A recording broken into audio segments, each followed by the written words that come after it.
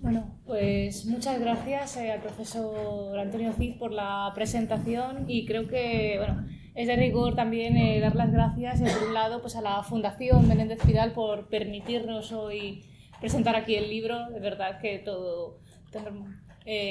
cualquier leyenda ligada al monasterio de Cardeny y sobre todo a la materia cidiana pues siempre tiene un lugar muy especial aquí en la Fundación. Y por otro lado también agradecer muy especialmente pues al Frente de Afirmación Hispanista que nos que le hizo al profesor Bautista este encargo y bueno, que también nos ha permitido y nos ha facilitado pues profundizar y continuar con estos estudios de filología que muchas veces pues para los que es difícil conseguir patrocinio.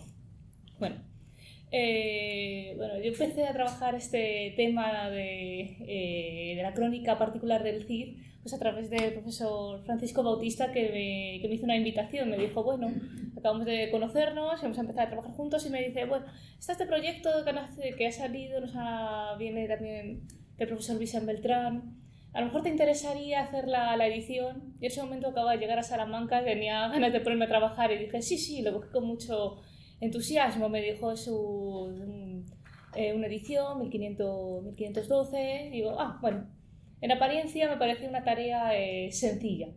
Tengo que decir que duró 2 sesiones de trabajo ya saber que era sencilla y darme cuenta no decir el problema, pero sí en la aventura que me acaba de embarcar.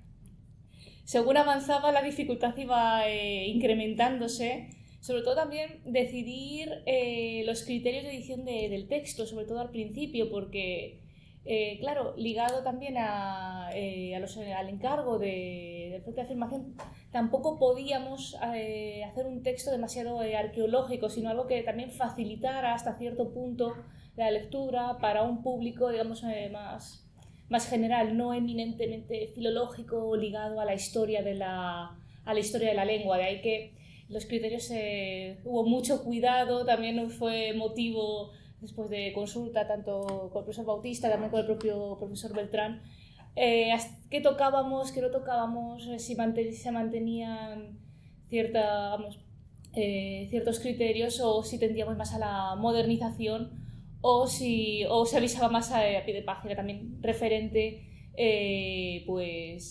a las localizaciones geográficas y a los nombres, porque pues, ahí ya sí que podíamos entrar en cuestiones de diversa índole. También al principio me asustó cuando tengo que decir el tiempo. En un principio me dijeron, bueno, la edición, a ver si es posible que esté... parece que era 2022, era verano de 2022, me dijeron, a ver si a final de año puede estar. Y digo, bueno, en ese momento fue un otoño horrible. Yo empecé, el trabajo avanzaba más lentamente de lo que siempre a uno gusta. Y al final dije en enero, bueno, parece que ya tenemos un texto aparente. Luego comenzó el proceso de revisión, que eso terminó en julio, es decir, ese fue bastante, pero bueno, hay que decir también que los cambios tan solo mejoraron gracias a la ayuda del profesor Beltrán, y el texto que había en enero no tuvo nada que ver en julio, que ya prácticamente es lo que ustedes pueden leer hoy aquí. También hay que decir que en febrero me dijo el profesor Bautista, hay que introducir un apéndice último, un apéndice de la edición, creo que era de 1581. 91, creo 91. De 1591 introducir un último apéndice y dije, bueno, venga, ya casi está. Digo, eso, y luego también otro de los grandes quebraderos de cabeza creo que fue, ese apéndice no creo grandes problemas, pero sí el índice. Los índices finales, ya me dijo al principio el profesor Beltrán, dice, necesitaríamos un índice de tanto toponímico y de nombres. Dije, bueno, vale, no será tarea difícil. Lo hice con procesador automático del Word, tiene una función maravillosa que te permite crear índices automáticos. Lo malo es que tienes que ser extremadamente estricto en cómo se introducen los parámetros, porque si no el índice puede salir verdaderamente desquiciado, puede salir cosas rarísimas. Bueno, tiempo, trabajo y dedicación. Muchas semanas después conseguimos tener los índices, gracias ya al final, tras las pruebas de imprenta, que creo que se realizaron en febrero. Creo que fueron este febrero estuvimos con las pruebas. Y yo también me disculpo porque creo que era la única que quería seguir leyendo pruebas, porque yo siempre que las leía encontraba algo y a mí me obsesionaba cualquier rata, cualquier cambio. Es más, hasta el punto de que ya en la tercera o cuarta prueba le dije al profesor Bertrand, digo, no me lo puedo creer, he encontrado una rata en la primera página. Después me dicen, no te preocupes, suele pasar, generalmente la errata más evidente es la que siempre escapa. Digo, bueno, pues no me sentiré tan mal. Pero bueno, gracias a todos esos problemas y toda esa dedicación, tiempo y bueno, al final creo que hemos conseguido un texto, al menos yo por mi parte estoy creo que bastante orgullosa, si me permiten, por el texto que ofrecemos hoy aquí. Y nada, no quiero ya abusar de su paciencia y muchas gracias. Te doy la palabra al profesor Bautista.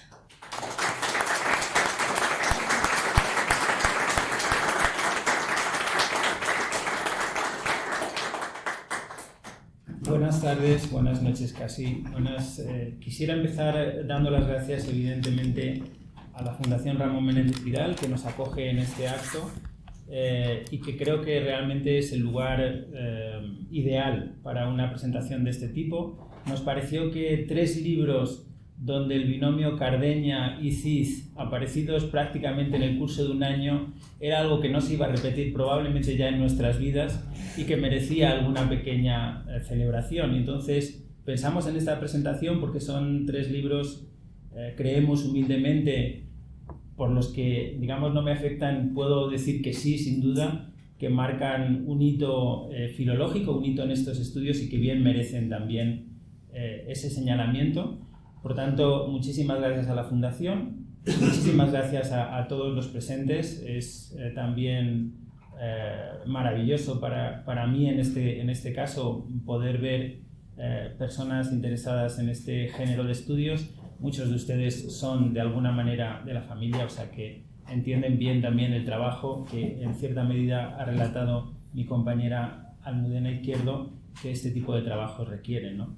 Es también para mí un momento feliz porque creo que refleja bien un espíritu, digamos, colaborativo, en cierta medida, sin que ello implique erosionar la disidencia o las posturas de cada estudioso tal y como encuentra la naturaleza de su material, ¿no? Y como defiende que debe ser tratado o las conclusiones a las que se puede llegar con esos materiales. Pero creo que muestra bien también una buena comunicación, una buena circulación de las ideas y una buena sintonía para compartir resultados. Digamos, nosotros hemos sido los últimos en llegar. Apareció primero, creo, el libro de Javier, luego el de Irene Zaderenko y finalmente el nuestro. Y en el prólogo están reflejados ya los avances, o espero haberlos podido reflejar bien, los avances que esos 2 trabajos suponen para el estudio de la figura del Cid, para el estudio también del papel de Cardeña en la promoción, conservación, manipulación, si se quiere, también de esa figura. Me voy a centrar, por tanto, en el libro que conozco mejor, que es en el que yo he participado, que también es una empresa colectiva, y es una empresa colectiva que va atrás, como ha señalado el profesor Beltrán, hasta la figura de Menéndez Pidal. En todos ellos, de alguna manera, de forma más, digamos, patente o más manifiesta, está Menéndez Pidal. No podía ser de otro modo. Menéndez Pidal figura aquí como con esas páginas sobre la Carta de Arras. Es verdad que Menéndez Pidal, lo señalamos en el estudio, no dio gran valor a esta crónica, no dio gran valor a la Crónica de Castilla, no supo apreciar su importancia en la historia de la historiografía, porque de alguna manera siempre supeditó ese texto al texto que le enamoró de joven y que fue un amor de toda su vida, que fue la Crónica de 1344. Él siempre pensó que la Crónica de Castilla era un avatar de la Crónica de 1344, era un árbol textual, hoy sabemos, equivocado. Eso vino a darle la vuelta y lo reconoció Pidal ya demasiado tarde, no tenía tiempo para, digamos, tomar en cuenta eso. Lo demostró también otro gran filólogo que evocaba el profesor Cid en su presentación, que fue Sintra. Él demostró que en contra de lo que pensaba Pidal, la Crónica de Castilla se situaba en un momento crucial de la historia de los textos cronísticos y había sido fuente de ese gran amor de don Ramón, que fue la crónica de 1344. En cierta medida, esa historia, esa pequeña historia, si quieren, de los estudios filológicos, tuvo un impacto muy, muy importante sobre la propia recepción moderna de la Crónica de Castilla. ¿Por qué digo esto? Porque fue un poco la Cenicienta. La Crónica de Castilla fue y sigue siendo todavía un texto en necesidad de estudio. Es decir, si hay aquí alguna joven, algún chico joven, alguna chica joven que quiera tema de investigación, la Crónica de Castilla. Necesita una edición crítica, sin duda, es una de las desiderata, yo creo, de la filología, y es un texto enormemente importante desde todos los puntos de vista, literario, historiográfico, ideológico, en fin. Y es un texto muy, muy exitoso. Es un texto muy, muy exitoso.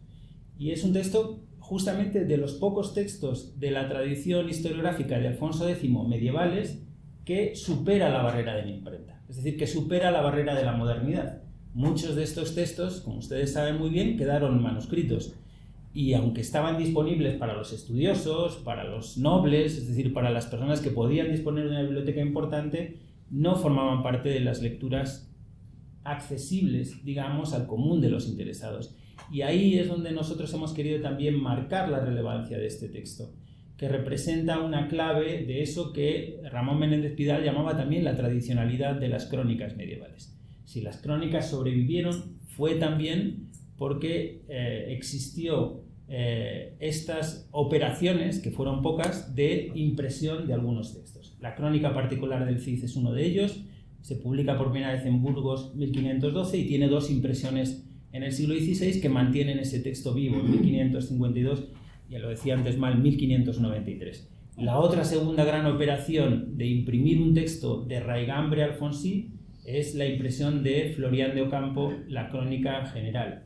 Son dos textos enormemente influyentes, quizás el de Ocampo más todavía, pero realmente representa, sobre todo el caso de la Crónica particular, el texto, digamos, canónico, a partir del cual cualquier persona interesada que tuviera, digamos, afición o que quisiera saber más, allí es donde podía encontrar. Y allí es donde podía encontrar de alguna manera más o menos accesible, porque era un texto al fin y al cabo impreso, es decir, más legible que un manuscrito, y además había más ejemplares de ese libro a su disposición. Y en ese sentido hemos recalcado que ha sido quizás la herramienta fundamental a través de la cual la figura del Cid ha continuado viva. No ignoro, en lo que podría ser el santuario del romancero, no ignoro que el romancero ha sido también, evidentemente, uno de los canales quizá de más impacto incluso, ¿no? Pero quien quisiera tener una secuencia, completa, ¿no? Y sin interrupciones, disponía de este texto para conseguir esa obra. Y fue un texto que tuvo una vigencia más o menos permanente. El 17 es una época oscura, podríamos decir así, para lo que representa el legado de las letras medievales en su vigencia, pero en el 18 es una obra usada y con el romanticismo la crónica particular del Cid sigue siendo una fuente fundamental. Si pensamos, por ejemplo, en el libro titulado Chronicle of the Cid, publicado por el hispanista Robert Southey, uno de los poetas de los lagos, como saben ustedes, una de las fuentes fundamentales de esa crónica del Cid, que tuvo un impacto, si quieren, internacional, es la crónica particular del Cid. Es la única crónica de raíz alfonsí, por así decirlo, que se imprime en el siglo XIX, con la edición del hispanista alemán Victor Huber, que se publica en dos ocasiones a mediados del siglo XIX. Y estuvo a disposición de grandes estudiosos, de pioneros de la filología, como fue Andrés Bello, que le dedicó estudios muy importantes justamente a este texto. Y luego es un texto que sigue apareciendo. Es decir, Huntington, gran amigo de Menéndez Pidal, como saben ustedes, publica un facsímil a comienzos del siglo XX, facsímil que hizo accesible el texto, y luego es verdad que no es una obra que hubiera quedado desatendida. hay, si no recuerdo mal, al menos 2 o 3 transcripciones más, una accesible en la Biblioteca Castro. Lo que, en mi opinión, caracterizaba a las ediciones modernas, desde la de Huntington hasta ahora, es su carácter, si quieren, un poco facsimilar, más allá de que sean transcripciones o facsímiles propiamente dichos. ¿Qué quiero decir? Que ofrecían a los lectores, las lectoras, un texto sin más, sin contextualizar y sin hacerse cargo del enorme cambio, de la revolución que se ha producido en el ámbito de estos estudios a partir de Menéndez Pidal, que ya tiene sus años, y luego sobre todo la figura de Diego Catalán, Linley Sintra, y bueno, los estudios evidentemente de la profesora Fernández Ordóñez. No se hacían cargo, ninguno de esos trabajos anteriores constaban de una introducción que pudiera también servir de guía a los lectores para ver los diferentes niveles que se dan cita en ese texto. Eso es lo que hemos pretendido también caracterizar la propia labor de edición de los monjes de Cardeña, que intentan hacer un trabajo filológico incipiente y que muestra también un enorme interés desde ese punto de vista, desde el punto de vista de cómo recuperar un texto muy vinculado con la memoria del monasterio, aunque no fuera un texto producido allí, y ofrecerlo a un público más amplio. Si lo hemos logrado, bueno, eso es algo que ya lo decidirán ustedes, pero esa ha sido nuestra intención y es un gusto, un placer poder presentar este libro y los otros 2 libros que vienen a continuación ante este público tan ilustrado. Muchísimas gracias.